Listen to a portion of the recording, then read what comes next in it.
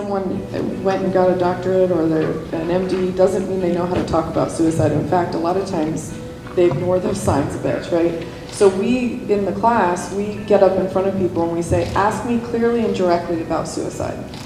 And so people say, are you thinking about hurting yourself? Is that clearly and directly? Okay, because hurting, is that the same as taking your life or killing yourself? I know it sounds right, brutally honest, but we need to have that conversation.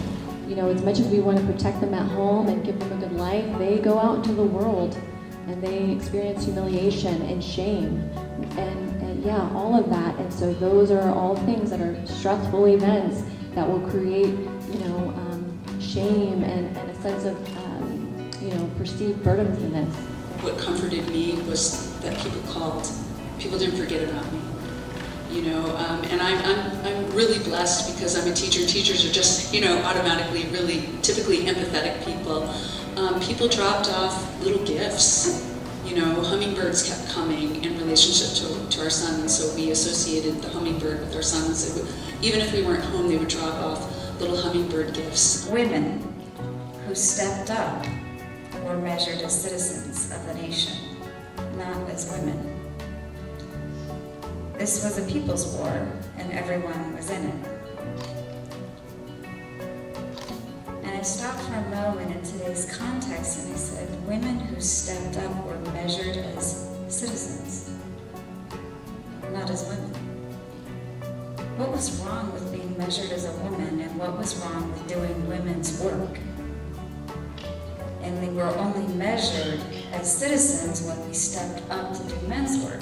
I was kind of freaking my son out now. He's like, Mom, listen, you're taking it out of context. I'm like, I might be, but I was on a run and this is on our memorial, you know?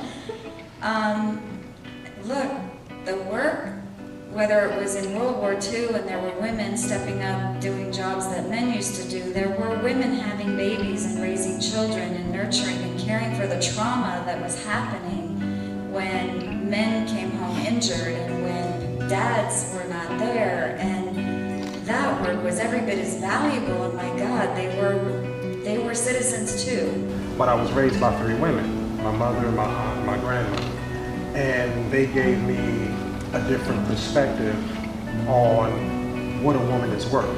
And a lot of times getting to know, you know, my male friends that had children, they say, oh, I've only changed a diaper maybe 2 or 3 times since they've been, I'm like, whoa, you know? So they are automatically categorize different types of work, you know, for women versus men, and then you lose that connection. That's a trigger, but there's other things going on, right? And the boy to her is significant. We have to respect that.